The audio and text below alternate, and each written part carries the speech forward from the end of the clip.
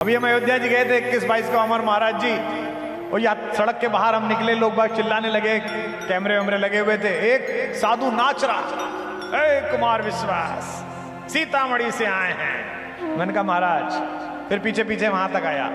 मैंने कहा आप आमंत्रित हैं? नहीं आमंत्रित तो तुम लोग हो, इनके रिश्तेदार, हम तो साले हैं, अपने आप आ गए। आप तो उस बुंदेलखंड में हो जा प्रभु के चरण पड़े तो शिलाएं पवित्र हो गई। करे मैं 2 घंटे देखता रहा, अयोध्या अयोध्या गाते रहे, हमारे यहाँ कुछ नहीं हुआ क्या? भैया जिस राम को सब हाथ जोड़ के प्रणाम करते हैं, झाजी तुम तो इतने ताकतवर हो, फेरों पे पटरे पे बैठा के तुमने उस राम को भी गाली सुनाई। भैया हमारी कहाँ औकात है? जब अभिनेता इतना वास्तविक हो जाए कि आप अभिनय और अभिनेता के बीच का अंतर भूल जाएं, तब आप राम को समझ पाएंगे। भगवान राम के मनुष्य रूप में अभिनय करने की यह सार्थकता है कि मनुष्य भी भूल गए कि वे भगवान हैं, और राम स्वयं भी भूल गए कि मैं भगवान हूं। क्या एक्टिंग की है, क्या अभिनय किया, क्या किरदार निभाया मेरे सरकार ने। वही इस सृष्टि के स्वामी हैं और वही इस सृष्टि में अभिनय करने वाले एक सामान्य अंश भी हैं। वही हम सबको दृष्टि देने वाले दृष्टा हैं, और हम सबकी दृष्टि से गुजरने वाले राम भी वही हैं। यदि बांका बाल हुआ भी तो होगा भाई की सेवा में, लग जाए प्राण की बाजी तो श्री रघुराई की सेवा में। देखना लाल मेरे हो तुम तो सत पर सदा अड़े रहना। ये सुमित्रा कह रही है अपने बेटे से, 14 वर्षों की सेवा में वीरों की भांति खड़े रहना। जाओ प्रसन्न रखो उनको जो मुद मंगल के दाता हैं, जाओ प्रसन्न रखो उनको जो मुद मंगल के दाता हैं। अब पिता तुम्हारे रामचंद्र, अब सिया तुम्हारी माता है। बोलो सुमित्रा मैया की। सीतामढ़ी के मिथिलेश झा, एक तो सीतामढ़ी के नाम भी मिथिलेश, फेसबुक पे सवाल भेजा है, आप जहां जाते हो राम कथा में अयोध्या के बारे में बात करते रहते हो, मिथिला के बारे में भी तो कभी बोलो। भैया मेरी कहां हिम्मत, मेरे नाना का घर है, मैं ऐसी बात कहां छोड़ सकता हूं भैया, मेरे मामा का घर है। अभी हम अयोध्या जी गए थे 21-22 को अमर महाराज जी, और या सड़क के बाहर हम निकले, लोग बाग चिल्लाने लगे, कैमरे वैमरे लगे हुए थे। एक साधु नाच रहा, ए कुमार विश्वास सीतामढ़ी से आए हैं। मैंने कहा महाराज, फिर पीछे पीछे वहां तक आया। मैंने कहा आप आमंत्रित हैं? नहीं आमंत्रित तो तुम लोग हो, इनके रिश्तेदार, हम तो साले हैं, अपने आप आ गए। मिथिला का कहां, आप शोभा की खान जिस जमीन में पैदा हुई हो उसके बारे में भैया मिथिलेश झा साहब आप क्यों हमसे, था सदाचार सत्कार वहां, अनुरक्ति वहां पर सस्ती थी। था सदाचार सत्कार वहां, अनुरक्ति वहां पर सस्ती थी। कंगाली जहां न बसती थी, ऐसी विदेह की बस्ती थी। पीड़ित अकाल से प्रजा देख राजा हो गया किसान जहां। और अगली पंक्ति पर मेरी मैया के घर के लिए, मेरे नंदसाल के लिए हाथ उठाना। पीड़ित अकाल से प्रजा देख राजा हो गया किसान जहां। किस भांति वहां का वर्णन हो, प्रकटी शोभा की खान जहां। हम क्या वर्णन करेंगे भैया? कुछ लोगों को संभवतः ज्ञात होगी, साधु संतों को पता होगा। कल मैंने सुनाया था काम से राम का अनुभव, कि जब भगवान ने देखा सीता जी को तो भगवान की पलक ही नहीं झपकी, सीता जी की भी पलक नहीं झपकी। अमेरिका में कंपटीशन होता है Guinness book of world record का, जिसमें किसकी पलक कितनी देर तक नहीं झपकी इसका कंपटीशन होता है। आप भी आज रात को करके देखना, 1 मिनट 2 मिनट 3 मिनट 4 मिनट पलक झपक ही जाएंगी। एक निमिष में पलक झपकती हैं, एक पल में। निमिष कहते हैं पल को। ये निमिष शब्द कहां से आया? निमि नाम के एक बड़े राजा थे, उधर के ही जहां माता पैदा हुई। वे राजा वशिष्ठ, राजाओं के आचार्य वशिष्ठ के पास गए और कहा कि मैं यज्ञ कराना चाहता हूं, आप मेरे आचार्य बन जाएं। वशिष्ठ ने कहा कि राजन मैं अभी बहुत व्यस्त हूं और मेरे पास समय नहीं है, मैं समय निकालकर आपका यज्ञ करा दूंगा। राजा निमि वृद्ध हो रहे थे, 50 पार कर चुके थे। निमि ने कहा पता नहीं आपको कब समय मिलेगा, मेरे शरीर का पता नहीं क्या आयु है, आप जल्दी से करा दीजिए। वशिष्ठ ने कहा ज्ञान और यज्ञ ये जल्दबाजी में ना लिए जाते ना दिए जाते हैं, जब समय होगा तब मैं कराऊंगा। निमि चले गए। निमि ने बाहर जाकर कहा कि वशिष्ठ तो बड़े अजीब से राजा हैं, अजीब से आचार्य हैं, मैं दूसरे आचार्य को लेकर यज्ञ करा देता हूं। उन्होंने एक दूसरे आचार्य को लेकर यज्ञ करना प्रारंभ किया। जब यह समाचार महर्षि वशिष्ठ के पास पहुंचा तो वशिष्ठ कुपित हो गए, नाराज हो गए। उन्होंने कहा जब मैंने तुझसे कहा था कि प्रतीक्षा कर मैं तेरा यज्ञ कराऊंगा तो इतनी क्यों जल्दी थी शरीर को लेके तुझे कि शरीर वृद्ध हो रहा है? अरे मैंने कहा है तो शरीर रहेगा। और क्रोध में वशिष्ठ ने कह दिया कि निमि जा तुझे शाप देता हूं कि तेरा शरीर नष्ट हो जाए। निमि का शरीर नष्ट हो गया, लेकिन राजा का शरीर नष्ट हो जाए यह प्रजा के हित में नहीं है। इसीलिए आपने देखा होगा, ईश्वर ना करे भारत में भी या देश में अगर प्रधानमंत्री को कुछ हो जाता है तो तुरंत ही एक किसी व्यक्ति को शपथ दिलाई जाती है। हमारे दो प्रधानमंत्री रहते हुए दिवंगत हुए तो एक नए व्यक्ति को तुरंत शपथ दिलाई जाती है। प्रारंभ में तो गुलजारीलाल नंदा साहब को 2 बार दिलाई गई थी। राजा का मरना बहुत बुरा शकुन है। सब ऋषियों ने कहा कि यह तो अच्छा नहीं हुआ कि वशिष्ठ को क्रोध आ गया, और इसके तो पुत्र भी नहीं है। तो निमि के शरीर का मंथन करके कुछ रुष्ट निकाला गया, कुछ तत्व निकाला गया, और उस तत्व को 9 महीने रखकर एक बालक पैदा किया गया। देखिए परखनली जो आज बन रही है, जो बच्चा पैदा हुआ उसका नाम रखा गया मिथि। उस मिथि नामक राजा ने जो अपनी राजधानी बनाई उस जगह का नाम रखा गया मिथिला। वहां से मिथिला बनी। लेकिन निमि का शरीर जब जाने लगा तो ऋषियों ने कहा कि गुरु वशिष्ठ जी से ठीक नहीं हुआ, हम आपको शरीर दे देते हैं। निमि ने कहा अब तो शरीर चला गया, अब शरीर नहीं चाहिए। अगर आप लोग देवता मुझसे प्रसन्न हैं तो मुझे एक वरदान दीजिए। क्या अद्भुत कहानी है, देखिए आप। निमि ने कहा कि जिन इक्ष्वाकु वंशीय राजाओं के सर्वोत्तम होने का अहंकार महर्षि वशिष्ठ को है, मैं चाहता हूं कि मेरे कुल में जगदंबा स्वयं प्रकट हों और इनके दरवाजे पर सब जाते हैं वर मांगने के लिए, इनका वर मेरे दरवाजे पर वधु मांगने के लिए आए। मैं यह आशीर्वाद आपसे चाहता हूं। त्रैलोक्य की अधीश्वरी मेरे एक परिवार में जन्म ले। देवताओं ने कहा तथास्तु। एक देवता ने कहा कि निमि अगर वो युवती पैदा हो गई, बच्ची पैदा हो गई, त्रैलोक्य की अधीश्वरी पैदा हो गई, तो तुम कैसे देखोगे, तुम तो मर गए। तो निमि ने कहा महाराज वर पूरा नहीं हुआ, आधा ही मांगा है। पूछा कि क्या वर है? बोले मैं चाहता हूं कि जब वो पैदा हो तो उसे देखने के लिए तब तक मैं प्रत्येक मनुष्य की पलक पर अदृश्य रूप से बैठा रहूं। तब से आज तक हम सब की पलकों पर निमि बैठा हुआ है, और निमि का भार जब एक बार नीचे जाता है और एक बार उठता है उस पल को निमिष कहा जाता है, जब हमारी पलकें गिरती उठती। जब पुष्प वाटिका में पहली बार हमारी मां को हमारे राघवेंद्र सरकार ने देखा तो बेटी ने दामाद को देखा, दामाद ने बेटी को देखा। गोस्वामी जी लिखते हैं कि पलकें नहीं झपकी। क्यों नहीं झपकी, कभी सोचा इस बारे में? गोस्वामी जी कुछ भी लिखे तो उस पंक्ति को 10 बार सोचना, वो सामान्य पंक्ति नहीं है, कुछ अर्थ निकल जाएगा। मैंने 90 के दशक में पीएचडी की थी। मैं संतों के सामने बैठा हूं, बागेश्वर पीठ पे कह रहा हूं, एक घोषणा पहली बार कर रहा हूं। जिसको पीएचडी करने का अहंकार हो वो एक तरफ रामचरितमानस पढ़ ले, उसकी अड़धाली पर 10-10 पीएचडी कुर्बान की जा सकती है, इतना शोध है उसके अंदर।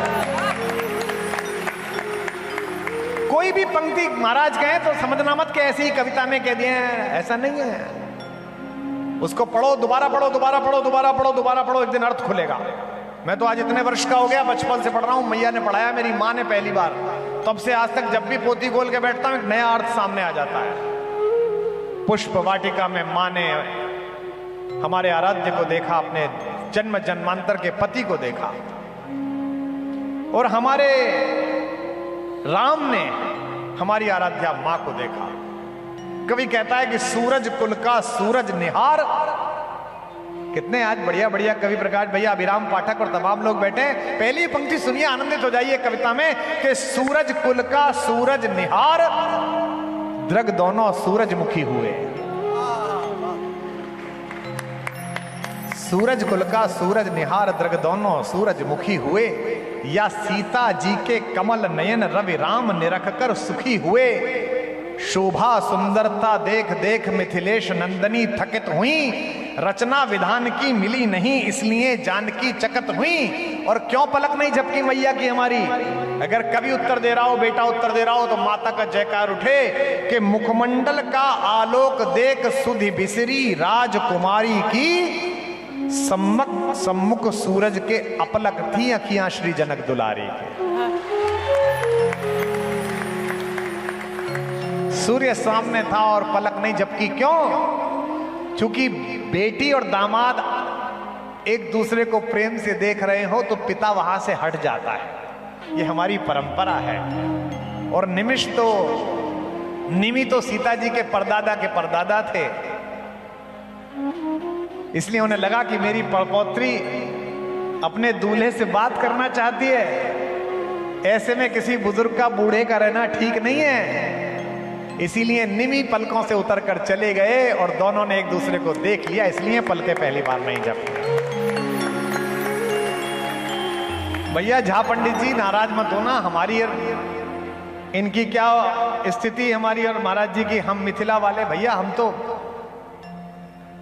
पूरी दुनिया जिस राम के चरणों के नखून के ऊपर लगी हुई धूल के स्पर्श के लिए आकुल रहती है। आपने टीवी पे देखा होगा, हम अयोध्या जी गए, 4 डिग्री सेंटीग्रेड तापमान था। अयोध्या जी की सड़कें सरयू जी के जल से धोई जा रही थी। मेरे पैर में चप्पल नहीं थी, कभी नहीं होती है। टेलीविजन चैनल वाले पूछ रहे थे, बिटिया कविता तिवारी साथ थी, कि चप्पल क्यों नहीं पहनते। मैंने कहा स्वार्थी हैं, लालची हैं, इसलिए नहीं पहनते। बोले क्यों? मैंने कहा सदियों बीत गई, भूकंप ने मिट्टी ऊपर नीचे कर दी, लेकिन अभी भी लोभ है कि चलते चलते सरयू के किनारे किसी ऐसे रेत के कण से मैं छू जाऊं जिसने कभी छूकर अहिल्या को स्त्री बना दिया था, तो मेरा भी उद्धार हो जाए। यहां कुछ तो होगा। चित्रकूट में बुंदेलखंड में बैठा हूं इसलिए याद आ गया, चित्रकूट में रहीम आए तुलसीदास जी से मिलने। प्रधानमंत्री थे भारत के, अकबर के प्रधानमंत्री थे। ये वो समय था जब मुख्यमंत्री प्रधानमंत्री कवियों को मित्र मानते थे। आए मिलने, हाथी लेके आए, बड़ा हाथी सफेद रंग का, ऊपर सोने का हौदा, नीचे कालीन लगे हुए बढ़िया बढ़िया वाले। दोनों दोस्त बात कर रहे, कवि, एक कवि रहीम, एक कवि तुलसी। महाराज जी रहीम अद्भुत कवि है। मैंने कल कहा सनातनी मुसलमान, तो 150 लोगों ने मुझे गालियां बकी फेसबुक पे। अच्छा, हमको आदत हो गई है मिठाई की तरह खाने की। सुबह 200 गाली, शाम 400 गाली। तो किसी ने कहा कि आपने ऐसे कहा। अरे भैया, वो अलग हैं जो रेगिस्तान पार वाले हैं, तुम अलग हो, तुम सनातनी मुसलमान हो।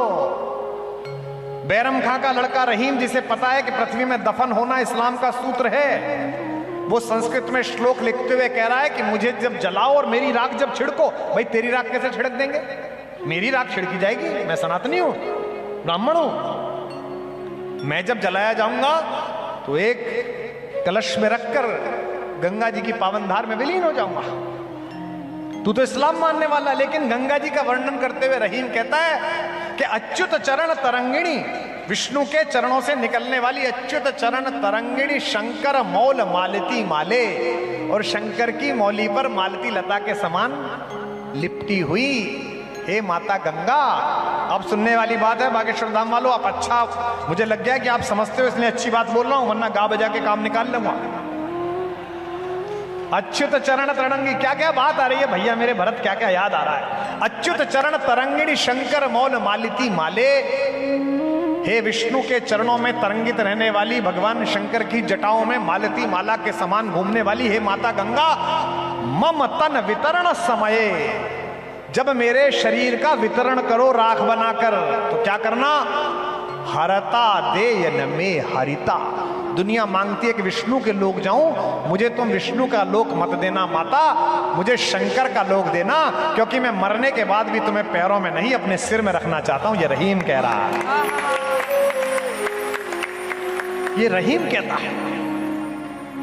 तो रहीम के हाथी ने चित्रकूट में मंदाकिनी के किनारे वहां की रेत उठा उठा के अपने ऊपर फेंकनी शुरू कर दी। महावत दौड़े उसे रोकने के लिए, लेकिन महावतों को उसने दूर भगा दिया चिंगाड़ के। रहीम ने महावतों को रोका, रुक जाओ रुक जाओ रुक जाओ। फिर मुस्कुराते हुए तुलसीदास जी से एक पंक्ति कही, धूरी धरत निज शीश पर कही कारण गजराज। यह मेरा हाथी अपने सिर पर धूल क्यों रख रहा है? धूल धरत निज शीश पर कई कारण गजराज। तुलसीदास जी ने उत्तर दिया, जेहि रज मुनि पत्नी तरी सोई ढूंढत महाराज। ये उसी को ढूंढ रहा है। अब तो उस बुंदेलखंड में हो जा प्रभु के चरण पड़े तो शिलाएं पवित्र हो गई। और मिथिला के झा साहब, आप संस्कार पे देख रहे हो तो हम पर कृपा रखना और महाराज जी पे कृपा रखना। करे मैं 2 घंटे देखता रहा, अयोध्या अयोध्या गाते रहे, हमारे यहाँ कुछ नहीं हुआ क्या? भैया जिस राम को सब हाथ जोड़ के प्रणाम करते हैं, झाजी तुम तो इतने ताकतवर हो, फेरों पे पटरे पे बैठा के तुमने उस राम को भी गाली सुनाई। भैया हमारी कहाँ औकात है? किसी की हिम्मत है राम जी को गाली दे दे? राम जी बैठे हैं पटरे पे, पीछे बैठे हैं शत्रुघ्न भरत लक्ष्मण गुरु वशिष्ठ जो है, ओम कौन सा चल रहा। कह उठी सखी कौशलपुर का अचरज हम एक सुनाते हैं।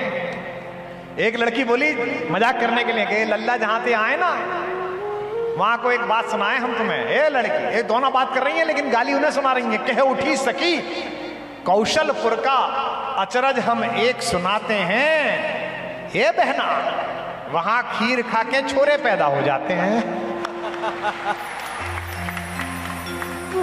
देखो राम जी को कैसे छेड़ रही हैं सालियां और सलज हैं।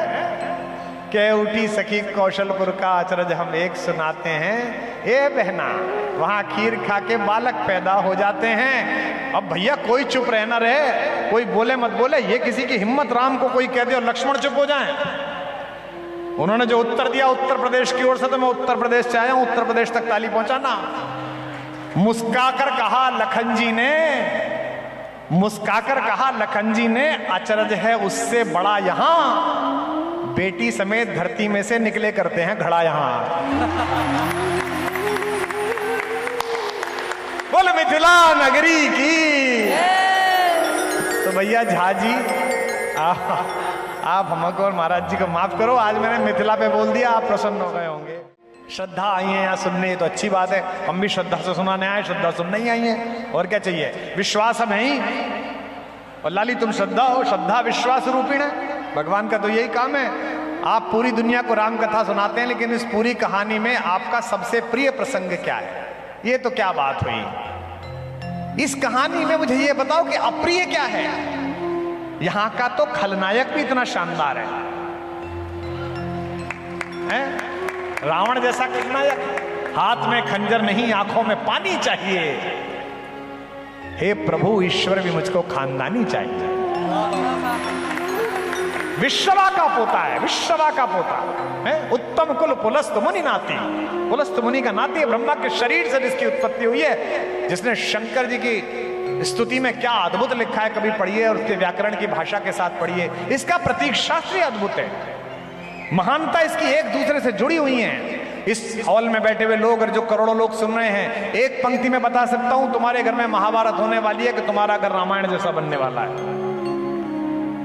अगर तुम्हारे यहां संपत्ति को न देने के लिए युद्ध करने वाली भावना घर कर गई है दुर्योधन जैसी, तो तुम्हारे को इस महाभारत से कोई नहीं बचा सकता।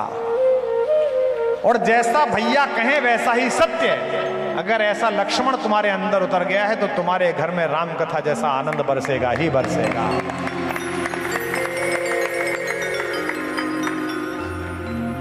ये तो धर्म के शरीर में है, संतों के वेश में है, संतों के काम में है। मैं देखता हूं इनको, ये जब भी किसी को मिलवाते हैं यहां वहां, ये सबको मिलवाते हैं। दद्दा ये हमारे चचेरे भैया हैं, ये हमारे मंझले भैया, एक भैया पीछे बैठे हैं, और बताते हो रहे हैं इन्होंने मुझे ये सिखाया, इन्होंने मुझे सिखाया। ये जो विनम्रता है, ये जो स्वीकार है, ये जो कृतज्ञता का भाव है, ये किसी भाई या मित्रों के प्रति कृतज्ञता नहीं है, ये ईश्वर के कारण कृतज्ञता है, जिसने इन्हें इतना नवाजा है, जिसने इतना सम्मान बनाया।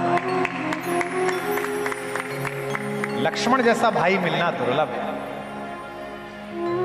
दुनिया में हर बड़े आदमी की परछाई काली है। प्रधानमंत्री जी बहुत यशस्वी है, लेकिन कभी चलते हुए देखना सूरज में तो पीछे काली परछाई है। दुनिया के सारे संतों के चरणों में नमस्कार है, उनके श्री चरणों में साष्टांग दंडवत है। कोई भी संत चले तो देखना कि पीछे परछाई काली है। दुनिया में एक केवल यही हुए हैं आज तक, राम हमारे, जिनकी परछाई गोरी है, उजली है। भगवान राम की उजली परछाई लखन लाल हैं। उजली परछाई केवल आज तक एक ही आदमी की, किसी की परछाई उजली नहीं है। ये चारों भाई बचपन में जब पैदा हुए तो प्रजा ने कहा कि हम राजकुमारों को देखना चाहते हैं। कौन सा प्रसंग पसंद है कूते हैं? अब महाराज जी समस्या ये है, उत्सव 8-9 दिन का है। कितने दिन का है? 10 दिन का उत्सव है, और राम सुनाने के लिए मुझे 3 दिन मिले हैं। 3 में कहां राम निपटे? एक दिन तो शबरी ले जाएं, मन लग जाए तो एक दिन उर्मिला ही चली जाएं, और मन लग जाए तो एक दिन तो शत्रुघ्न ही चले जाएं, जिन पे कोई नहीं बोला आज तक। लेकिन समय की सीमा है, मर्यादा है। पालने में चारों राजकुमार लिटाए गए। सोने के पालने, प्रजा के आने का समय हुआ। द्वार खुलने वाला है। बागेश्वर धाम में दर्शन के लिए जो आप लोगों की आपाधापी रहती है, जब विग्रह में इतनी रुचि है तो साक्षात धर्म जब प्रकट हुआ होगा तो कितनी पागलपन की भीड़ उमड़ी होगी, कितने लोग आए होंगे।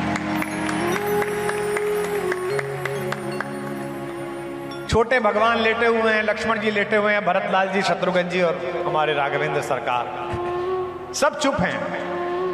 अचानक लक्ष्मण रोने लगे।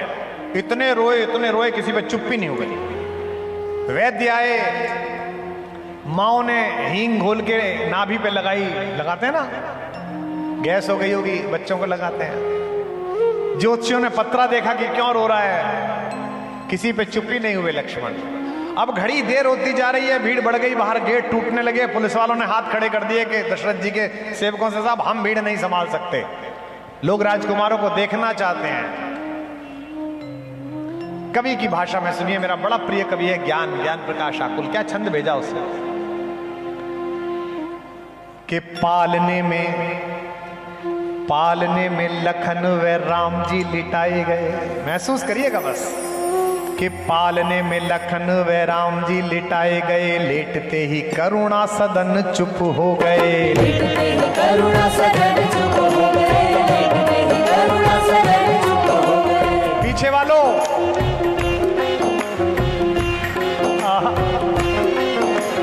पालने में लखन व राम जी लिटाए गए, लेटते ही करुणा सदन चुप हो गए। लेटते ही करुणा सदन चुप हो गए, लेटते ही करुणा सदन चुप हो गए।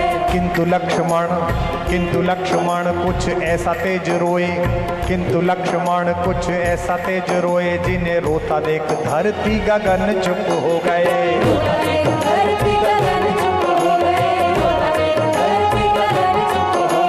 राजवैद्य आए कोई रोग ना बता सके, तो राजवैद्य आए कोई रोग ना बता सके, तो ज्योतिषी भी करके जतन चुप हो गए। ज्योतिषी भी करके यतन चुप हो गए, ज्योतिषी भी करके यतन चुप हो गए। राजवैद्य आए कोई रोग ना बता सके, तो ज्योतिषी भी करके यतन चुप हो गए। ज्योतिषी भी करके यतन चुप हो गए, ज्योतिषी भी करके यतन चुप हो गए। गुरु ने उठाया, तुम भी उठाओ।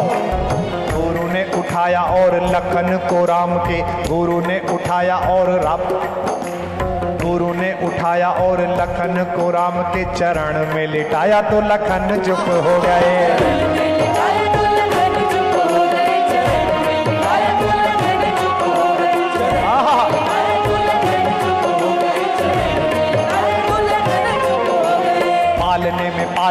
पालने में लखन व राम जी लिटाए गए, लेटते ही करुणा सदन चुप हो गए।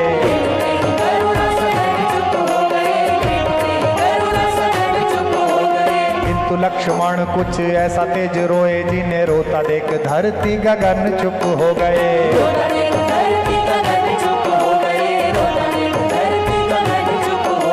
राजवैद्य आए कोई रोग ना बता सके, तो ज्योतिषी भी करके यतन चुप हो गए। ज्योतिषी भी करके यतन चुप हो गए, ज्योतिषी भी करके यतन चुप हो गए। गुरु ने उठाया और लखन को राम के चरण में लिटाया, तो लखन चुप हो गए।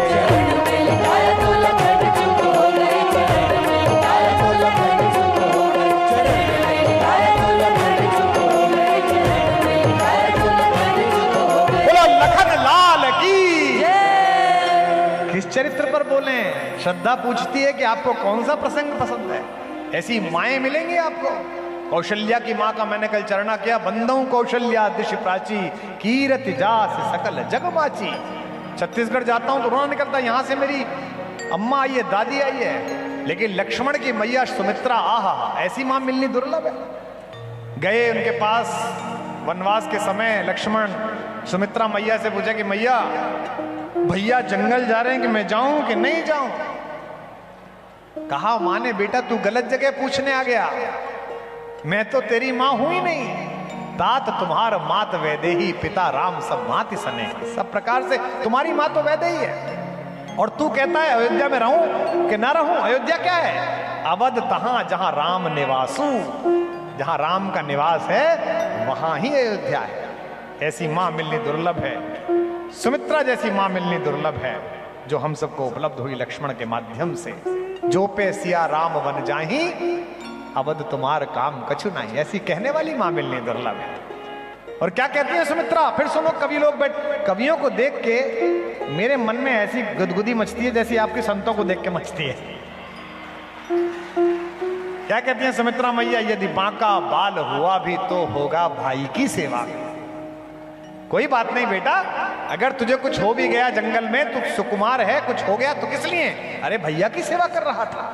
यदि बांका बाल हुआ भी तो होगा भाई की सेवा में, लग जाए प्राण की बाजी तो श्री रघुराई की सेवा में। देखना लाल मेरे हो तुम तो सत पर सदा अड़े रहना। ये सुमित्रा कह रही है अपने बेटे से, 14 वर्षों की सेवा में वीरों की भांति खड़े रहना। जाओ प्रसन्न रखो उनको जो मुद मंगल के दाता हैं। फिर सुमित्रा मैया की जयकार उठेगी अगली पंक्ति पर, जाओ प्रसन्न रखो उनको जो मुद मंगल के दाता हैं। अब पिता तुम्हारे रामचंद्र, अब सिया तुम्हारी माता है। बोलो सुमित्रा मैया की। ऐसी मां जिसने लक्ष्मण जैसा बेटा जन्म दिया हो, कैसी है? अब पिता तुम्हारे रामचंद्र और सिया तुम्हारी माता है। ये कहने के लिए साहस चाहिए। हॉस्टल भेजते हो बच्चे को तो 3 दिन अंधेरे में चुपचाप रोते हो कि बेटा चला गया। 14 वर्ष भेज दिया।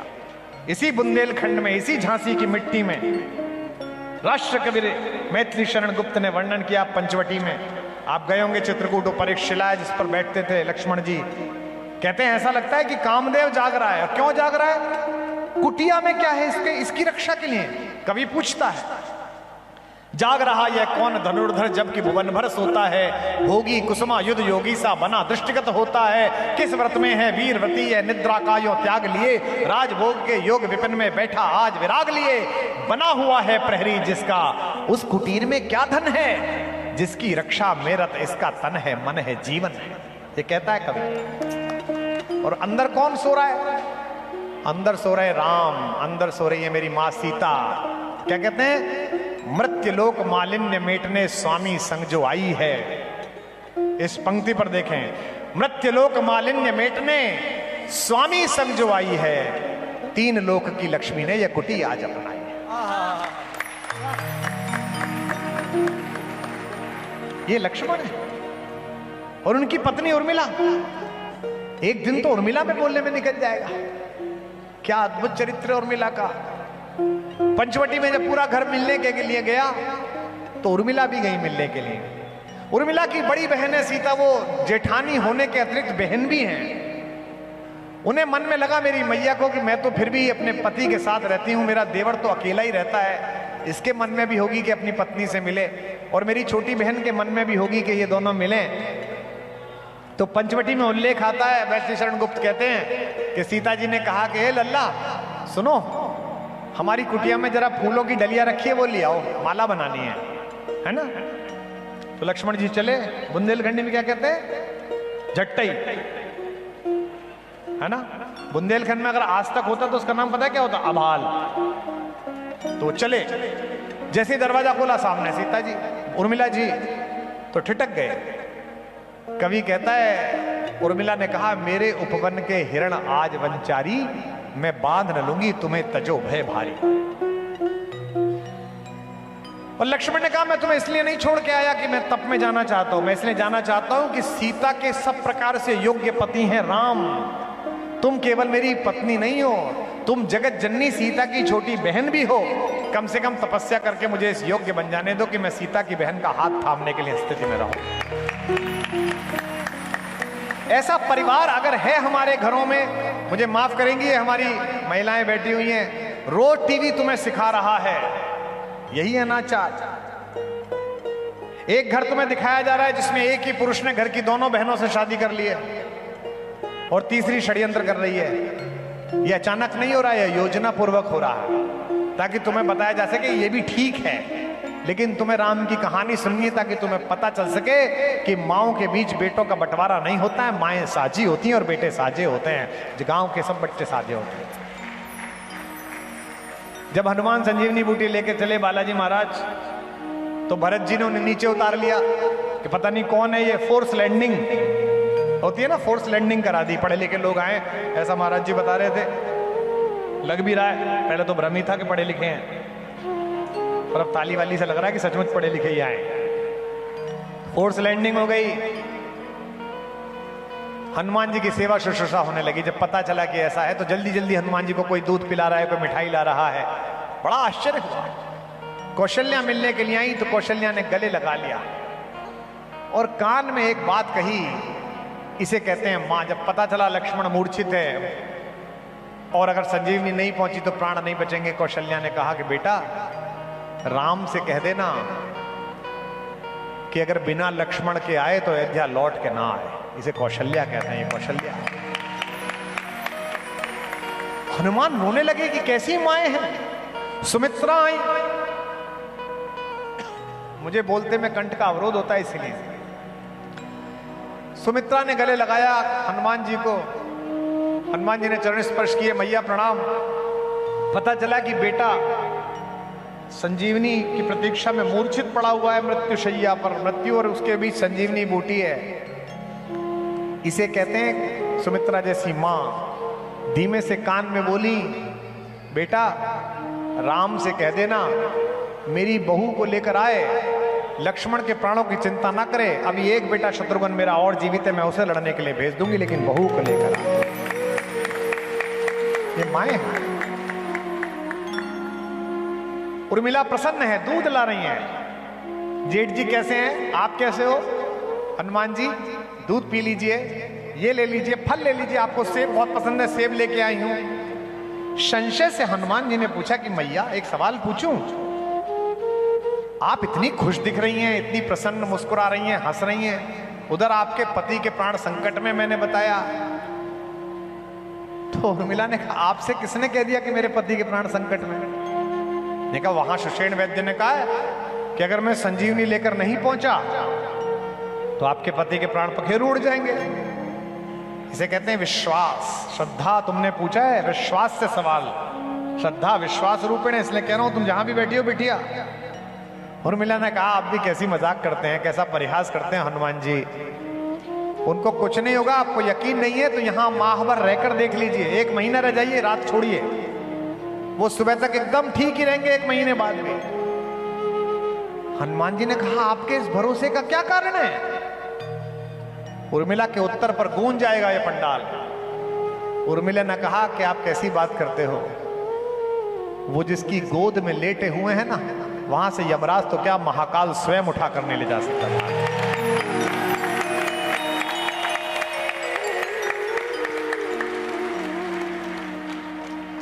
जमाई में राम निकल जाए तो मृत्यु चली जाती है उठ के कि छोड़ो अभी राम बोल रहा है।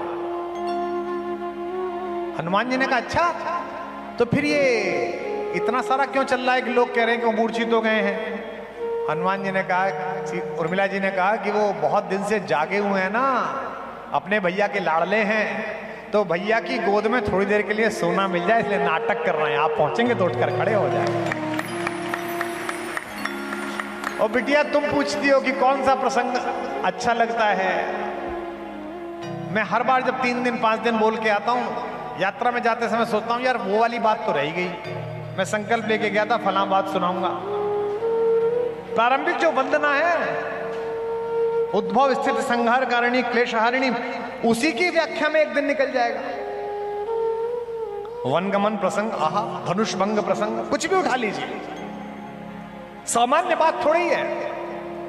आज गढ़ा नामक इस छोटे से ग्राम में बागेश्वर तीर्थ की, नए तीर्थ की जगत व्याप्ति होने का कारण यह है कि विश्व की सबसे बड़ी संस्थाओं के अध्यक्ष यहां पर बैठे हैं। देश के सबसे बड़े चैनल समूह की सीईओ कल दोनों दिन यहीं पर है। वो तो सारे टीवी सीरियल बना रही है, बैठी है यहां। उसकी एक इच्छा थी, महाराज जी से मुलाकात हो जाएगी, अपने अपने राम सुनने को मिल जाएगा।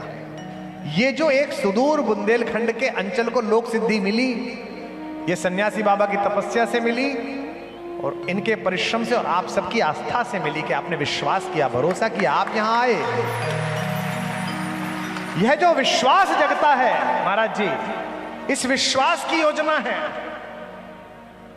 और भगवान धीरोदात्त नायक हैं, ये धीरेंद्र हैं और मैं विश्वास हूं।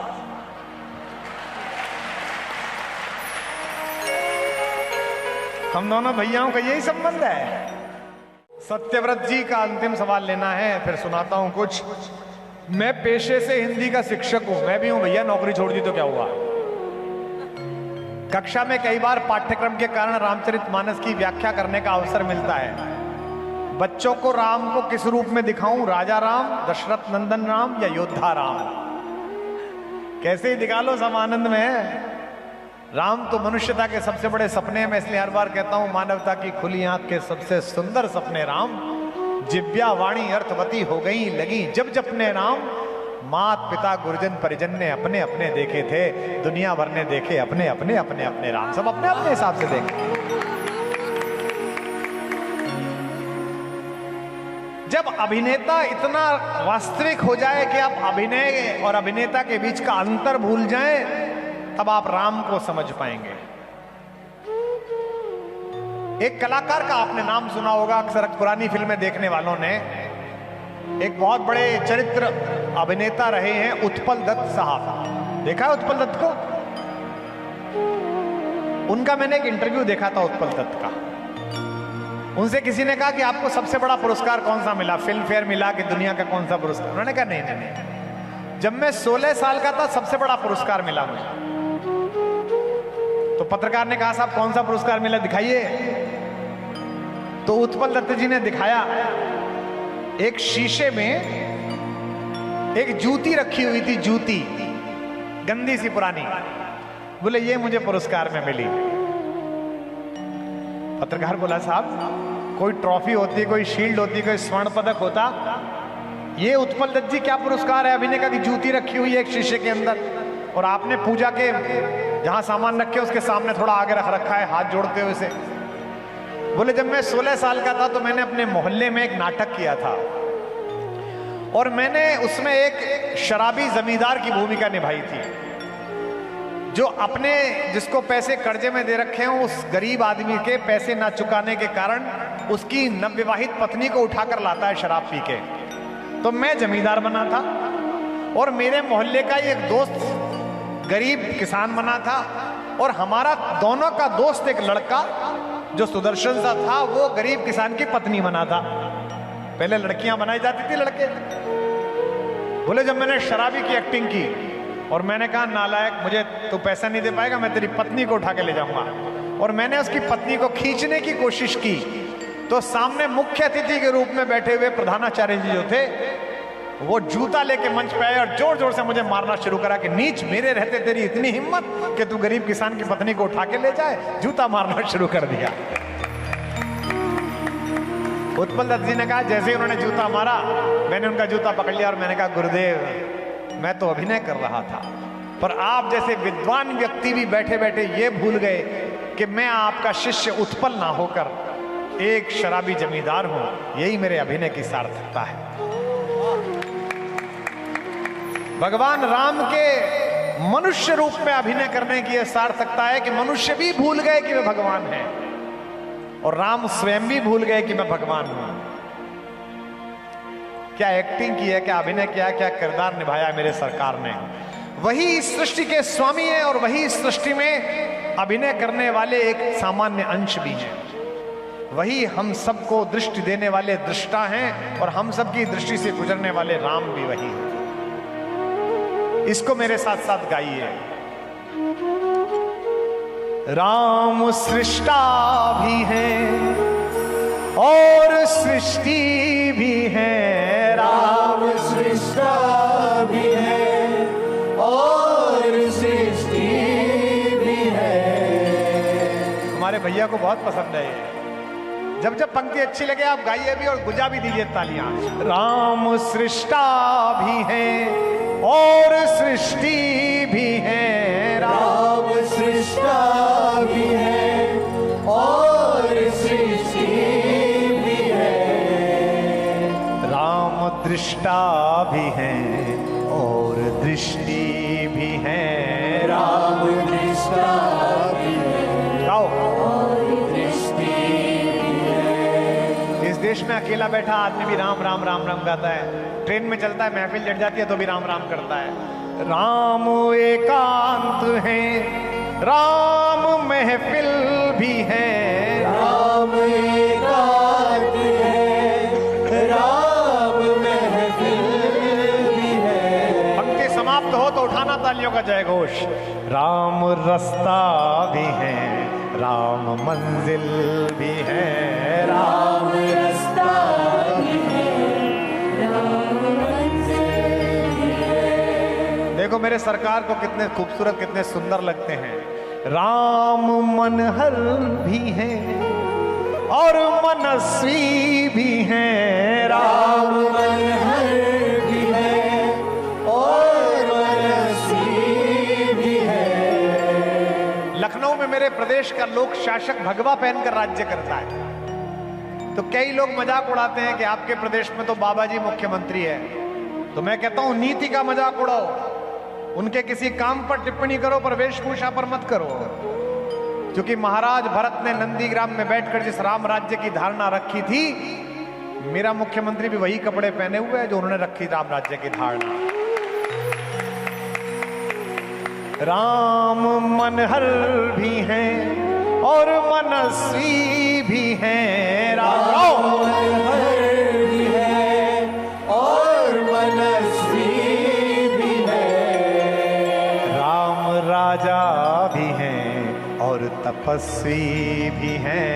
राम राजा भी है और तपस्वी भी है। राम आराध्य है, राम आराधना। राम आराध्य है, राम आराधना। राम है साध्य भी, राम ही साधना। राम है साध्य भी, राम ही साधना। मुझे ये पंक्ति बहुत पसंद है। मैं अपनी मैया जितनी बैठी हैं उन्हें समर्पित करता हूँ माओ को। राम मानस भी है और गीता भी है। राम मानस भी है, राम गीता भी है। फिर गूंजेगी तालियां। राम है राम भी, राम सीता भी है। राम है राम भी, राम सीता भी है। राम है धारणा, राम ही धर्म भी। राम है धारणा, राम ही धर्म भी। हम दोनों क्या कर रहे हैं? राम कारण भी है, राम ही कर्म भी। राम कारण भी है, राम ही कर्म भी। राम से द्रोह करके कहां जाओगे? राम को नकार के कहां जाओगे? जिन लोगों को निमंत्रण नहीं मिला और वो जो नहीं पहुंचे, 22 तारीख को लोगों ने मुझसे पूछा तुलसीदास जी इनके बारे में भी कुछ कह गए थे। मैंने कहा वो लिख गए थे, सकल पदार्थ है जगमाही, कर्म ही नर पावत नाहि। राम महलों में है, राम जंगल में है। राम महलों में है, राम जंगल में है। इस देश में बच्चा पैदा होता है, बुआ से कहा जाता है ए दीदी, ए बिन्नो, ने बालक के कान में राम राम कह दो। सबसे पहले बुआ कान में लेके राम राम राम बोलती है ना। और आदमी जब जाता है तो पूरा गांव पीछे पीछे राम कहता है। जिन्हें राम से चिढ़े है वो जब जाएंगे तो उनके पीछे भी राम राम बोला जाएगा। बस ये समस्या है, वो ना अब समझ पा रहे ना तब समझ पाएंगे, तब तो जा ही चुके होंगे। राम महलों में है, राम जंगल में है, राम महलों में है, राम जंगल में है। राम है शोक में, राम मंगल में है, राम है शोक में, राम मंगल में है। अंतिम पंक्ति पर आप सब जागे। राम गृहस्थ है, मनोज मेरे लाल, हा हा हा, ये आप समझिए, मनोज आ गया है। संत अगर मोती है ना, सारे संत अगर हीरे हैं, अगर मोती हैं तो उन मोतियों को जोड़कर सनातन की माला पिरोने वाला जो धागा है वो संस्कार और मनोज त्यागी है। यहां पर बैठा ये संस्कार के माध्यम से विश्व भर को संतों के प्रवचन, संतों का जीवन दर्शन कराते हैं। राम गृहस्थ है, राम है संत भी, राम गृहस्थ है, राम है संत भी। 500 साल बाद राम लौटे तो लोग रो रहे थे, मैं रो रहा था, बापू की आंखें भीगी हुई थी, दीदी रितंबरा तो रो रही थी और नाच रही थी, महाराज जी रो रहे थे, हमारे भैया रो रहे थे, सब रो रहे थे। 500 वर्ष में एक विग्रह की पुनर्स्थापना पर अगर देश इतना व्याकुल रो रहा है, तो जब 14 वर्ष बाद भगवान स्वयं लौटे होंगे तो कैसी हालत रही होगी अयोध्या की, मैं सोचकर चमत्कृत हो जाता हूं। असम की एक राम कथा में उल्लेख आता है कि जब भगवान लौटे और उनकी शोभा यात्रा नंदीग्राम से अयोध्या के भीतर प्रविष्ट हुई तो सबने अपना घर पुतवाया था, सबने दीपावली मनाई थी। जब राम के लौटने पर वर्ष में एक बार हम इतना पैसा खर्च करते हैं, इतनी दिवाली मनाते हैं, तो जब राम लौटे होंगे तो क्या जलवा रहा होगा, क्या जादू होगा मेरे सरकार के आगमन का। असमिया लोक कथा कहती है कि भगवान अपने श्रीरथ पर खड़े हुए, पार्श्व में भारतेश्वरी माता सीता, पद पद्मों में बैठे हुए महावीर बजरंगी बालाजी महाराज, पीछे विभीषण, सुग्रीव, गवाक्ष, गए, नल, नील, अंगद सब बैठे हुए थे और सामने व्यवस्था बनाते हुए भरतलाल। सब लोग रो रहे हैं, हाथ जोड़ रहे हैं, लोग नाच रहे हैं, नृत्य चल रहा है, पुष्पों की वर्षा चल रही है, भगवान सबका प्रेम स्वीकार कर रहे हैं। अचानक उन्होंने भरतलाल को इशारे से बुलाया कि भरत ऊपर आओ। भरत रथ के ऊपर गए, कहा कि एक मन में शंका है भरत। भरत ने कहा प्रभु कहिए क्या शंका है, क्या मेरे आने से अयोध्या के सभी नागरिक प्रसन्न नहीं है क्या? भरत ने यह सुना तो भरत रोने लगे। उन्होंने कहा 14 वर्षों से लोग इसी दिन की प्रतीक्षा में थे, आपने ऐसा सोचा भी कैसे? राम ने कहा जो हमारी मां के साथ महिलाएं ब्याह होके आई थी इस नगर में, वे सब माओं की भांति आशीर्वाद दे रही हैं। जो मेरी और तुम्हारी पत्नियों के साथ महिलाएं आई थी उनकी आंखों में आंसू है। जो हमारे तुम्हारे साथ खेले थे वे युवक बाह बढ़ाकर हमसे मिलने के लिए लालायित थे, लेकिन छोटे बच्चे दिखाई नहीं दे रहे। क्या अपने ताऊ राम के आगमन पर अयोध्या के बच्चे प्रसन्न नहीं है जो छज्जों पर नहीं निकले हैं? भरत ने जो उत्तर दिया उसे सुनकर आप भी रो पड़ेंगे। भरत ने कहा प्रभु जिस दिन से गृहस्थ होने पर भी आपने वनवास में तपस्या धारण की है, उस दिन से अयोध्या के लोगों ने भी गृहस्थ होते हुए बच्चों को जन्म नहीं दिया है। 14 वर्ष से बच्चे ही पैदा नहीं हुए। राम गृहस्थ हैं, राम है संत भी, राम गृहस्थ है, राम है संत भी। और इस अगली पंक्ति को कोलाहल के बीच, शोर शराबे के बीच उठा दीजिए। राम गृहस्थ हैं, राम है संत भी, राम गृहस्थ है, राम है संत भी। राम आरंभ भी, राम ही अंत भी, राम आरंभ भी, राम ही अंत भी, राम आरंभ बोल सियावर रामचंद्र भगवान। इसलिए जो मुझसे सवाल पूछे गए उनके उत्तर में मुझे थोड़ा सा संकोच लगा कि मैं कितना बताऊं। शत्रुघ्न पर भी बोलूं तो आधा दिन जा सकता है, शत्रुघ्न पर एक दिन तो चला ही जाएगा। भरतलाल जी की पत्नी कहती है मांडवी कि मैं कि जिस खानदान में शादी होके आई ये खानदान भी महान है, हमारे घर में कोई तो तपस्वी है, हमारे बड़े जेठ जी, कोई त्यागी है, हमारे पतिदेव कहते हैं मुझे लेना ही नहीं, कोई बैरागी है मेरा देवर लक्ष्मण जो पीछे चले गए, तो घर कैसे चले। शत्रुघ्न लाल जी के लिए भी जयकारा लगाइए। कहते हैं कि कोई तपस्वी, कोई त्यागी, कोई यहां बैरागी है, मेरा पूरा घर संभालने वाला देवर बड़भागी है। बस केवल एक शत्रुघ्न लाल है। भरत जी के प्रसंग पर कर चर्चा करूंगा, शबरी पर चर्चा करूंगा, केवट पर चर्चा करूंगा, निषाद पर चर्चा करूंगा, लेकिन प्रश्नों की प्रकृति निजी ना हो। क्योंकि जो पूछा है कि कौन से राम पसंद हैं, कैसे भी जिस प्रकार के राम हो, अनेक रूप है। कोई शबरी बुलाए तो वो मीठे बेर खा जाए। कभी लोग सुने, अभी कह रहा हूं पहली बार। कौन से राम तेरे हैं भैया, कौन से राम मेरे हैं जो पूछ रही थी तुम।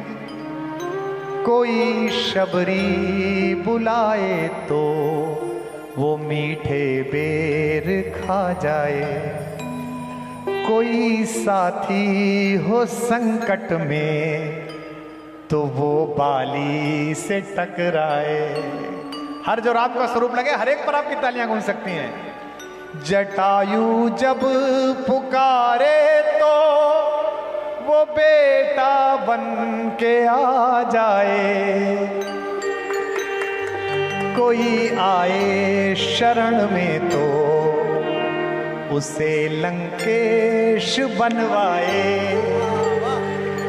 वो जिसके नाम का पत्थर समंदर पार कर जाए, वो जिसके दम से तीनों लोक में संध्या सवेरे हैं, वही एक राम मेरे हैं, वही एक राम तेरे हैं।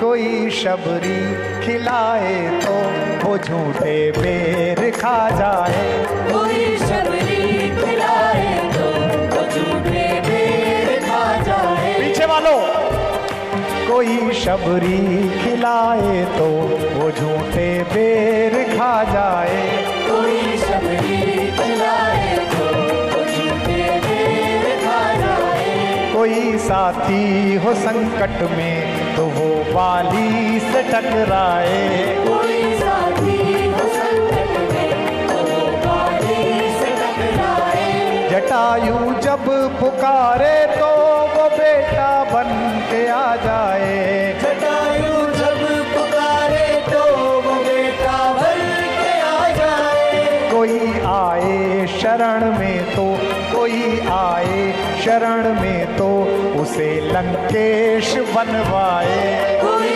आए शरण में तो उसे लंकेश बनवाए।